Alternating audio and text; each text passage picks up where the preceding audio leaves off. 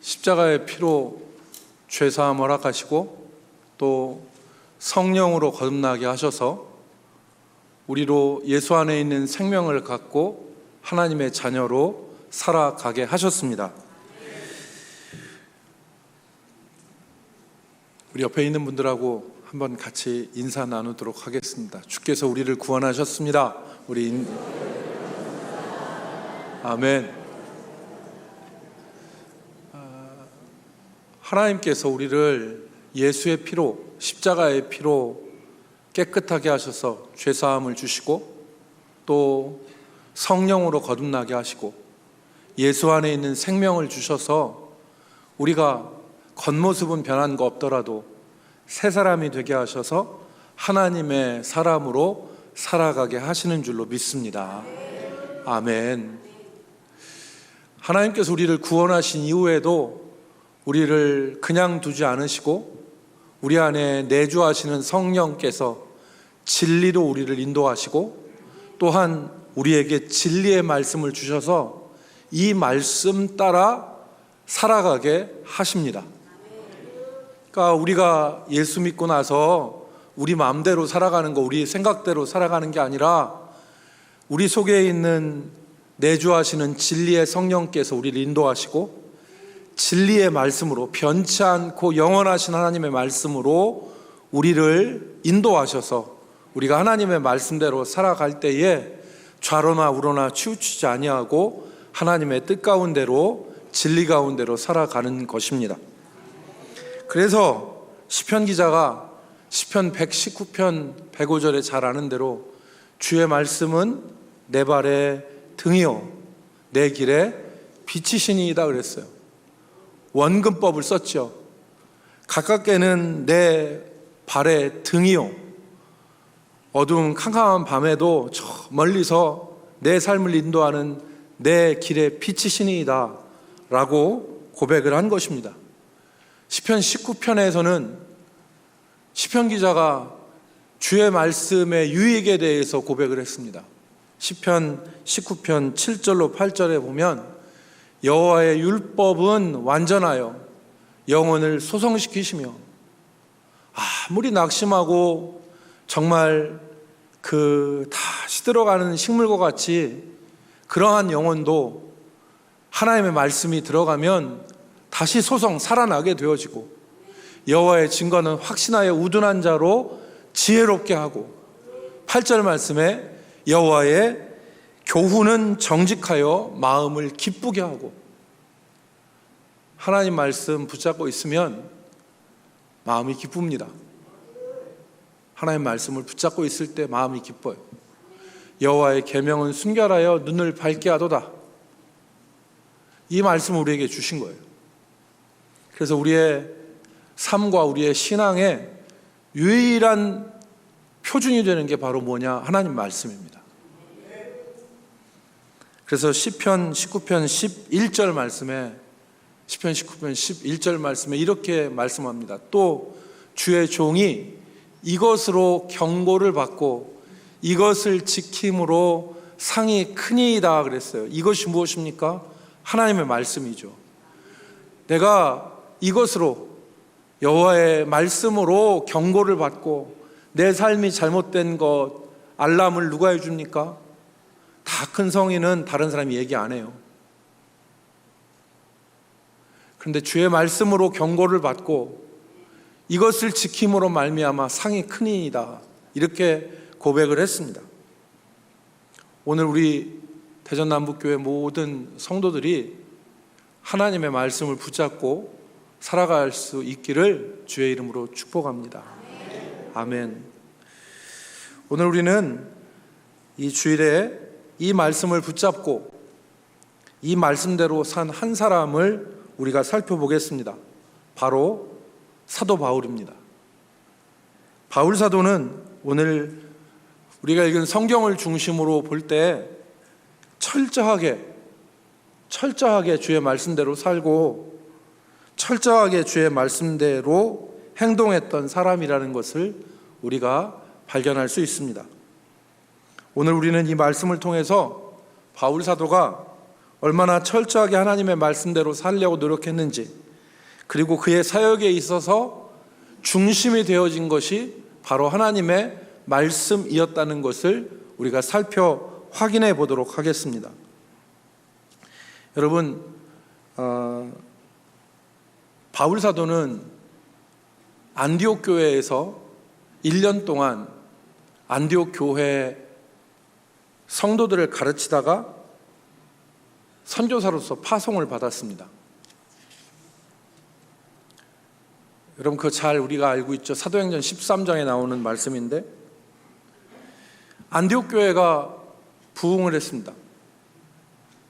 그 안디옥 교회는 어떤 교회였습니까? 그때 당시에는 유대인들에게만 복음을 전했는데,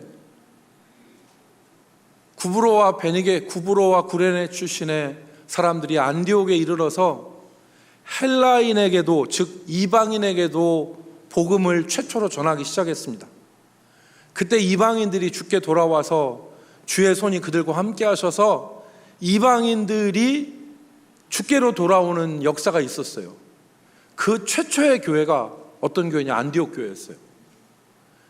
그래서 예루살렘 교회에서 바나바를 파송을 했는데, 바나바가 가서 안디옥 교회를 목회하니까 부흥이 되는 거예요. 날마다 사람들이 넘쳐나니까 바나바가 고심을 했어요. 어떻게 하면 우리 교회를 말씀 위에 굳게 세울까? 그때 생각나는 사람이 누구예요? 사울이었어요. 바울이었습니다. 그래서 다소에 있는 바울을 데려다가 안디옥에서 둘이 1년간 가르쳤더니 어떤 일이 일어났습니까? 그때 안디옥 교회 교인들이 비로소 그리스도인이라고 하는 칭함을 받았는데, 그게 바로 바울과 바나바의 사역이었어요. 여러분, 그 이후에 1년 후에 안디옥 교회가 이 바울과 바나바를 선교사로 파송합니다. 그래서 우리가 잘 아는 대로 사도행전에 보면은 3차의 전도 여행이 나와요. 바울 사도가 3차 전도 여행을 하였고, 가는 곳곳마다 복음이 전파되어지고 교회가 세워지고 제자들이 세워졌습니다. 우리가 성경을, 사도행전을 조금 자세히 들여다보면 이 바울 사도의 그 사역에는 어떠한 특색이 발견되어지고요, 또 그게 전략적이라는 것을 우리는 발견할 수 있습니다.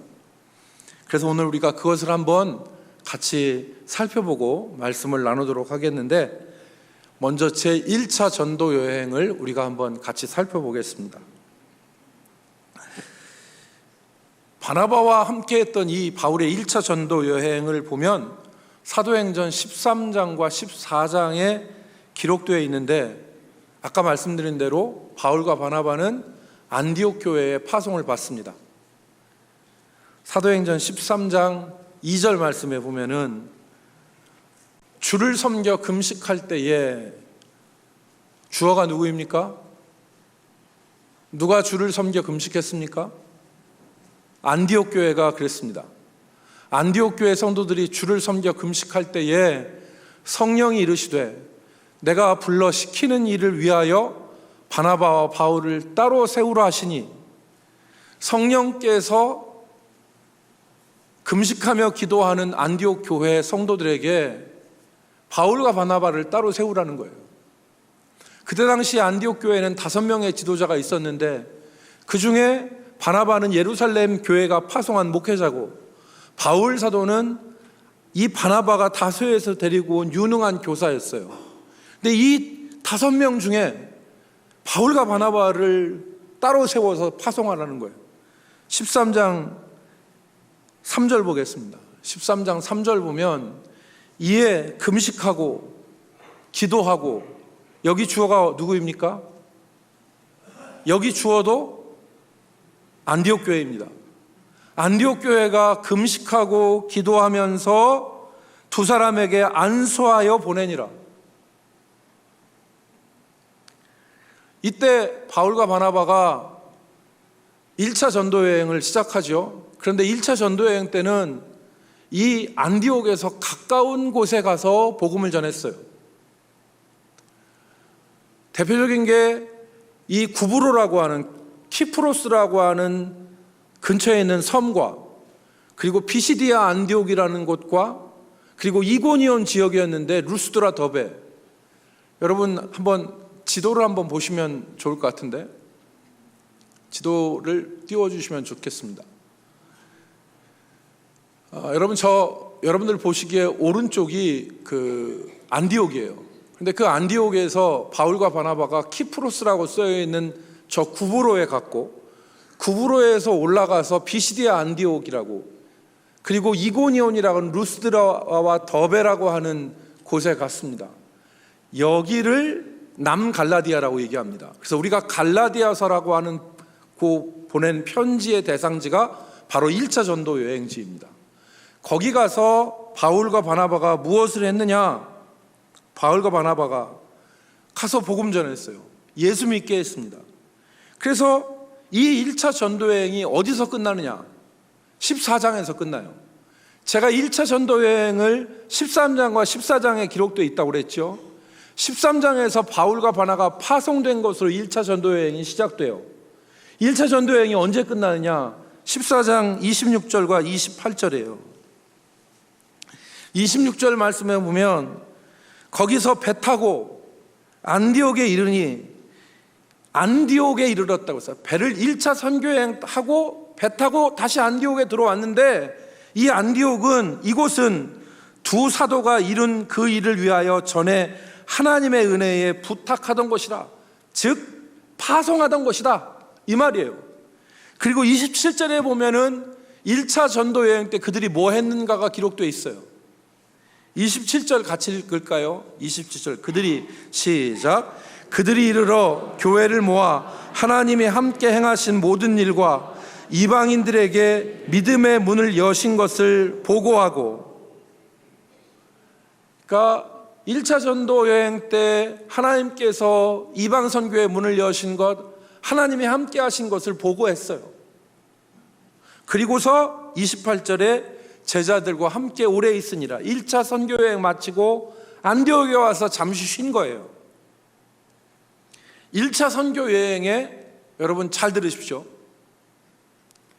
오늘 제가 여러분들에게 전하는 말씀을 잘 들으면 사도행전을 1장부터 28장까지 날마다 읽어도 무슨 말인지 도통 모르는 분들이 많죠. 1차 전도여행이, 2차 전도여행이, 3차 전도여행이 어떤 것인지 모르는 분들이 많아요. 어디서부터가 1차고 어디서부터가 2차인지 몰라요. 잘 들으세요. 오늘 말씀을 들으면 1차 전도여행은 어떤 것이고 2차는 어떤 것이고 3차는 어떤 것인가를 구분할 수 있습니다. 그래서 여러분 1차 전도여행은 13장 2절에서 파송한 것으로 시작해서 14장 27절에 돌아온 것으로 1차 전도여행이 막을 내립니다. 그런데 1차 전도 여행에 있어서 핵심적인 내용이 있어요. 그게 바로 뭐냐면 말씀을 전하고 믿게 한 거예요.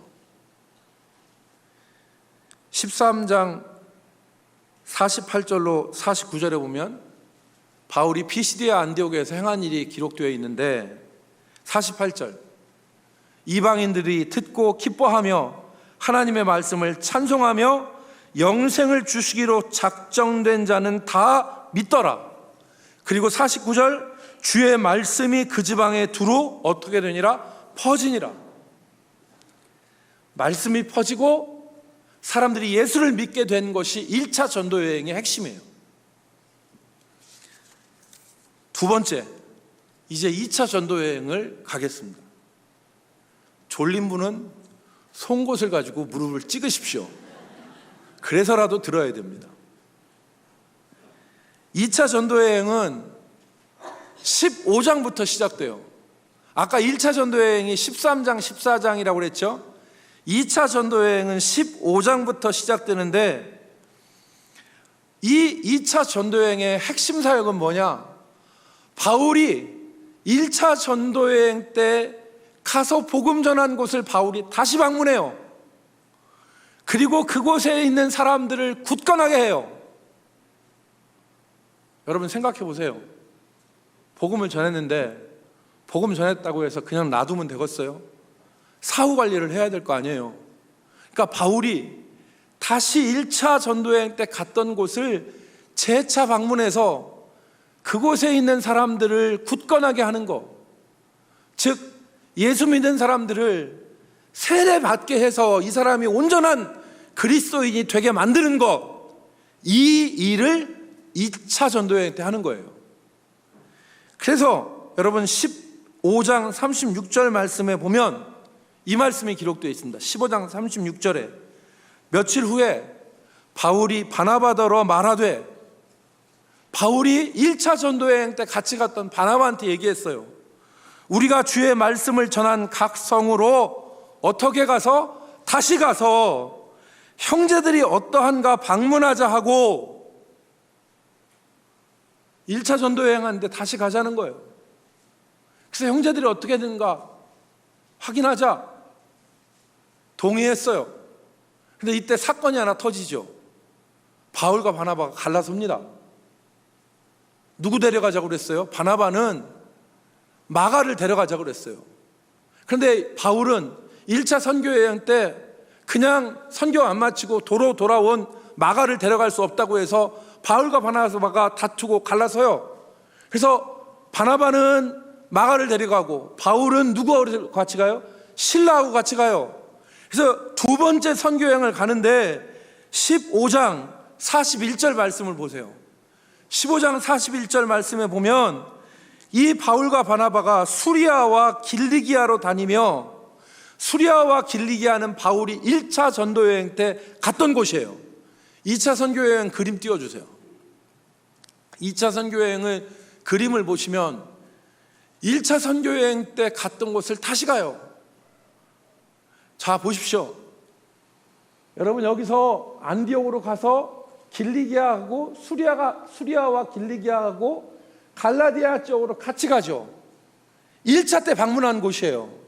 그리고서 여기서 제자들을, 그 믿는 사람들을 굳건하게 하고 바울이 새로운 곳을 개척하죠. 그곳이 어디냐? 마게도냐예요. 아시아로 가고자 했지만 드로아에서 성령이 막으시고 바울이 환상에서 마게도냐 사람이 와서 우리를 도우라는 환상을 보고 건너갔던 곳이 마게도냐 지방이고, 그 마게도냐의 첫 성이 빌립보예요. 그리고 빌립보 다음에 데살로니카 다음에 고린도에 가게 되어지는 거죠. 이게 2차 전도여행이에요. 그래서 여러분, 사도행전 15장 41절 말씀 띄워주세요. 사도행전 15장 41절 말씀에 보면 수리아와 길리기아로 다니며 어떻게 하더라? 교회들을 견고하게 하니라. 이게 바울의 2차 전도여행의 목적이었어요. 1차 때 방문한 곳을 다시 방문하여서 그곳에 있는 제자들을 굳건하게 한 것. 여러분, 그럼 3차 전도여행은 어디서부터 시작하느냐? 우리가 읽은 18장부터 시작돼요. 우리가 읽은 18장 18절부터 23절에 있는 말씀이 2차 전도여행이 끝나고 3차 전도여행이 시작되어지는 곳이에요. 여러분, 바울의 3차 전도여행은 그림을 보시면 되시겠지만, 다시 3차 전도여행을 보시면요, 이렇게 시작됩니다. 3차 전도여행은 바울이, 아까 2차 전도여행의 끝이 어디냐면 바울이 지금 여러분 왼쪽에 있는 이 고린도에서 바울이 겐그리아라고 하는 곳에서 머리를 깎아요. 바울이 2차 전도여행 때 고린도에서 1년 반을 머무르면서 그곳을 가르치거든요. 그런데 바울이 고린도 근처에 있는 항구인 겐그리아에서 머리를 깎는데, 이 머리를 깎는 이유는 뭐냐면 바울이 고린도에서 서원을 하고, 삼손처럼 나시린에 서원하고 바울이 고린도에서 결심하고 거기서 교회를 섬겼다는 얘기예요. 그 기간이 끝난 장소가 어디예요? 겐그리아예요. 그래서 겐그리아에서 머리를 깎은 거예요.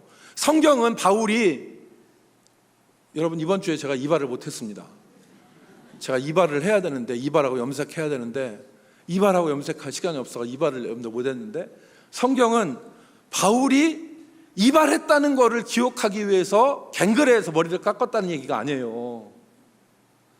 고린도에서 바울이 서원을 하고 나시린 머리 안 깎잖아요. 그것처럼 바울이 고린도에서 1년 6개월 있을 동안에 결심하고 자기를 구별해서 고린도 교회를 섬겼던 거예요. 그러니까 바울이 빌립보에서, 데살로니카에서, 베라에서, 아테네에서 계속해서 실패하고 왔다가 고린도에 갔는데 두렵고 떨리고 위축되어 있었을 때에 성령께서 두려워하지 말아라, 이 성에 하나님께서 구원할 사람들이 많다. 그래서 1년 6개월 동안 바울이 쫓겨날 줄 알았는데 거기서 복음을 전한 거예요. 그리고서 18장 23절 22절 18장 22절에 바울이 고린도에서 떠나서 갱그레아에서 배를 타고 떠나서 22절 가이사라는 유대 지역이에요. 유대 지역. 그러니까 가이사라는 어디입니까? 유대에 총독이 있던 곳이에요. 지중해 해변에. 가이사라에 상륙하여 올라가 교회의 안부를 물은 후에 어디로 갔어요? 안디옥으로. 이 안디옥이 바울을 어떻게 한 곳이에요? 파송한 곳이에요. 그러니까 다시 안디옥으로 내려가서 거기서 23절 내려가서, 이건 2차 선교 여행이 끝난 것을 의미하는 거예요. 23절 얼마 있다가 시간이 지난 다음에 3차 전도 여행이 시작돼요. 갈라디아와 부르기아 땅을 차례로 다니며, 아까 지도 다시 한번 띄워주세요. 갈라디아는 바울이 1차 선교 여행 때 다녔던 곳, 그 갈라디아와 부르기아로 다시 다니면서 밑줄 쳤죠. 저기 지금 3차 전도 여행은 저 갈라디아 부르기아 다니면서 지금 바울이 한 일은 사도행전 18장 23절을 띄워주십시오. 중요한 성경 구절입니다. 18장 23절. 이제 방송실에 일손이 부족해서 그래요. 18장 22절 다시 한번 읽습니다. 가이사랴에 상륙하여 올라가 교회의 안부를 물은 후에 안디옥으로 내려가서 23절 얼마 있다가 떠나가 제3차 전도여행의 시작이에요. 떠나 갈라디아와 부르기아 땅으로 차례로 다니며 1차 선교여행 하던 지역으로 다시 간 거예요. 가서 모든 제자들을 어떻게 아니라 굳건하게 아니라, 이때는 제자 삼기 위해서 간 거예요. 1차 때는 복음 전해서 믿게 하고, 2차 때는 정착하게 하고 교인 만들고, 3차 때는 어떻게 하기 위해서 간 거예요? 제자 삼기 위해서 간 거예요.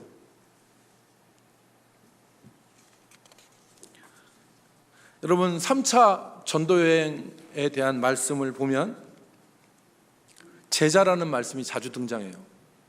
다른 데는 제자라는 말씀이 등장하지 않는데 3차 때 제자라는 말씀이 등장해요. 그래서 사도행전 19장 9절로 10절에 보면 에베소 교회 성도들한테 바울이 가르쳤을 때 어떻게 했느냐, 어떤 사람들은 마음이 굳어 순종하지 않고 무리 앞에서 이 도를 비방하거늘 바울이 그들을 떠나 제자들을 따로 세우고 두란노 서원에서 날마다 강론하니라. 2해 동안 이같이 하니 아시아에 사는 자는 유대인이나 헬라인이나 다 주의 말씀을 듣더라. 바울은 매우 전략적인 사람이었습니다. 전도를 하되 즉흥적으로 하지 않고 전략적으로 했다는 것을 우리가 깨달을 수 있습니다. 우리가 살펴본 대로 1차 전도 여행 때는 말씀을 전하고 믿게 하는 사역이 집중됐고, 2차 전도 여행 때는 복음 전한 사람들을 굳건하게 하는, 정착시키는 사역에 집중했고, 3차 전도 여행 때는 정착한 사람들을 제자로 세우는 사역에 집중을 했습니다. 바울의 이 전략이 어디서 나왔을까요? 바울의 이 전략이 어디서 나왔을까요? 바울이 천재적인 사람인 것은 사실 맞습니다. 그런데 바울이 독창적인 이 전략을 스스로 개발할 수도 있었다고 생각할 수 있지만, 우리는 성경에서 그 답을 찾을 수 있습니다. 바로 주님의 말씀에서 답을 찾을 수 있습니다. 주님께서 승천하시면서 제자들에게 하신 지상명령, 마태복음 28장 19절 20절을 보십시오. 여러분 잘 아시죠? 그러므로 너희는 가서 모든 민족을 제자로 삼아 아버지와 아들과 성령의 이름으로 세례를 베풀고, 20절, 내가 너희에게 분부한 모든 것을 가르쳐 지키게 하라. 볼지어다 내가 세상 끝날까지 너희와 항상 함께 있으리라 하시니라. 여러분 이 말씀에서 잘 보세요. 가서 모든 민족으로 제자를 삼으라는 얘기는 말씀을 전파해서 믿게 하는 사역을 해라, 이 말이에요. 두 번째로는 아버지와 아들과 성령의 이름으로 세례를 주라는 말은 그 사람을 굳건하게 하라는 거예요. 그 사람이 이제 온전한 신자가 되게 하라는 얘기예요. 세 번째, 내가 분부한 모든 것을 가르쳐서 지키게 하라 라는 것은 훈련과 양육으로 그 사람을 제자 만들라고 하는 그런 말씀인 거예요. 바울의 전략은 1차, 2차, 3차의 전략은 그냥 나온 게 아니에요. 주님의 이 말씀을 붙잡고 이 말씀을 기억하고 이 말씀대로 행하기 위해서 애쓰다 보니까 그 전략이 나온 거예요. 1차 때 가서 복음 전해서 믿게 하고, 2차 때 가서 그 사람을 정착시키고 견고하게 하고, 3차 때 가서는 제자 삼고. 여러분, 바울은 자기 사역을 할 때 자기 생각을 앞세우지 않았어요. 자기 경험을 앞세운 게 아니에요. 주의 말씀 붙잡고 그 말씀대로 행한 거예요. 여러분, 이것이 주의 말씀을 붙잡고 철저하게 묵상하고 그 말씀대로 선교했던 것입니다. 신앙 따로 선교 따로 있는 게 아니에요. 신앙 따로 선교 따로 있는 게 아니라 주의 말씀 붙잡고 자기가 하는 모든 일, 바울이 하는 주된 일이 선교 아니에요. 그 선교하는 데 있어서 주의 말씀을 그대로 옮겨 놓은 거예요. 그게 바울의 힘이었어요. 그게 바울의 능력이었습니다. 여러분, 제 말이 틀린 게 아니라 바울 사도가 골로새서 1장 28절 29절 말씀에 보면 바울의 목회 철학이 나와요. 골로새 교인들에게 바울이 자신의 목회관을 설명을 해요. 거기에 보면 또 한 번 주님의 말씀이 녹아 있어요. 골로새서 1장 28절 29절 봅시다.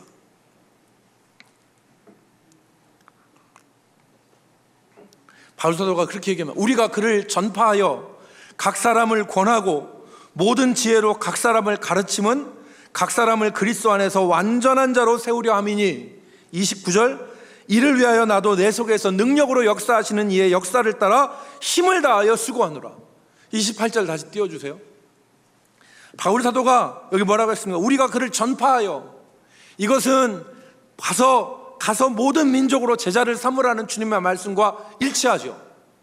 두 번째, 각 사람을 권하고라는 말은, 이때 권하는 것은 단순히 권면이 아니에요. 훈계하다는 뜻이에요. 그러니까 어떤 예수 믿은 한 사람을 훈계하고 가르치고 해서 이 사람을 정착시켜서 아버지와 아들과 성령의 이름으로 세례받는 온전한 신자 맞는 거, 이거를 의미하는 거예요. 그리고 세 번째로, 모든 지혜로 각 사람을 가르침은 훈련과 양육이죠. 교육과 훈련과 양육이에요. 그 궁극적 목적은 그리스도 안에서 완전한 자로 세우려 함이니, 내가 너희에게 분부한 모든 것을 가르쳐 지키게 하라고 하는 말씀에 일치하는 말씀인 거죠. 여러분, 오늘 우리는 바울 사도의 선교 전략과 목회 철학을 한번 살펴봤습니다. 바울 사도가 가는 곳마다 복음을 전하고 능력과 은혜로 역사한 것은 거저된 것이 아닙니다.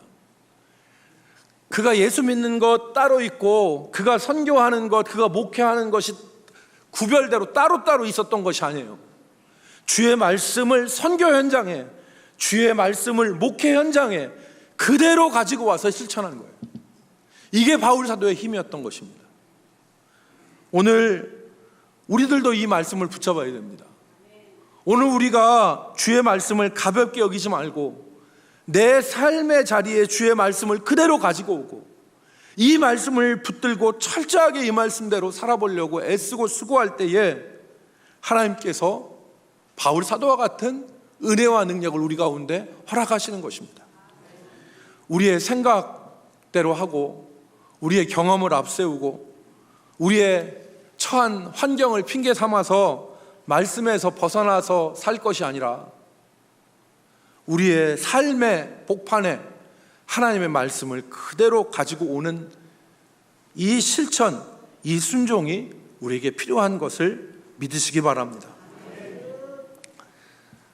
여러분, 제가 지난 주간에 한밭제일교회 원로 목사님이신 이영환 목사님과 이렇게 말씀을 나눌 기회가 있었는데, 여러분 논산 가다 보면 오른쪽에 교회 하나 있잖아요. 진잠 쪽에 한밭제일교회인데 그 목사님이 저한테 세례를 주셨습니다. 제가 고등학교 때 저를 세례를 주신 목사님이신데 지금은 은퇴를 하고 제주도에서 은퇴 후에 사역을 하세요. 엄청난 일을 하셨죠. 아무것도 없는 상태에서 개척을 하셔서 교인 출석교회는 5천 명이 넘는 대교회로 이렇게 성장을 시키시고, 또 주변에 있는 수많은 개척교회, 시골교회 목사님, 사모님들 어려운 형편들 다 일일이 다 돕고, 어려운 목사님들 어려운 데서 요청하면 거절하지 않고 어떻게든지 다 도와주는 그런 목회를 하셨어요. 그 목사님께서 이제 처음에 개척할 때 본인은 배운 것이 없어서 시골 교회에서 교인 30명만 데리고 목회해도 자기는 행복하겠다. 본인의 목표가 시골 교회 30명이었어요. 근데 하나님께서 이끄셔서 엄청난 사역을 감당을 하셨는데, 지난주에 그분이 저한테 그런 말씀을 하시더라고요. 자기가 교회 개척할 때 얘기를 해주시더라고요. 개척할 때 얘기를 하시는데, 교회를 개척했는데 한 20평도 안 되는 예배당에서 예배당 이렇게 한 3분의 1 막아가지고 3분의 1 여기에서 살림하고 사모님하고, 그 다음에 이쪽은 예배당이고 그렇게 할 때고, 너무너무 돈이 없어가지고 밥이고 뭐고 밥 하나에 고추장 넣고 고추장 찍어 먹고 하는 그런 상황이었는데, 신학교를 개척을 하면서 신학교에 갔더니 자기 이름을 안 부르더래요. 출석을 안 부르더래.